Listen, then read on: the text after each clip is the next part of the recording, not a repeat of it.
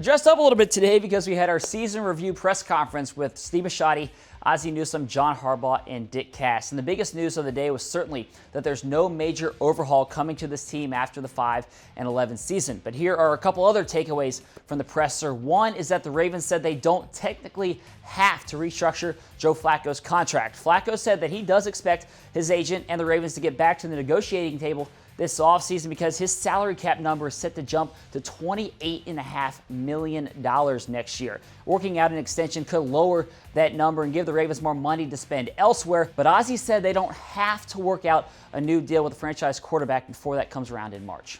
If we are strategic enough that we can possibly put together a football team and not necessarily have to redo Joe's contract. I mean, that has to be an option that we have to look at, but we will sit down and talk about it. Now, lowering Flacco's cap number could help the Ravens bring in additional targets for Joe, but Ozzie also said that he does expect the Ravens to have some new wide receivers on this team next year, regardless of what happens with this quarterback. I think we do, and if possible, too, whether it's by the draft and or free agency. I think we need to continue to improve the depth of our receivers on this roster.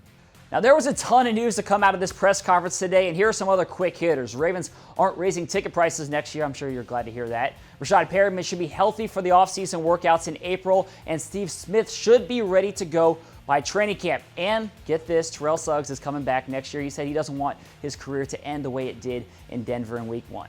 Like I said, it's a lot of stuff. We're going to be diving deep into many of those topics through videos and articles over the next week, so make sure you're sticking with us throughout the offseason. That's it for us today on The Final Drive, but thanks for watching, and I'll see you again tomorrow.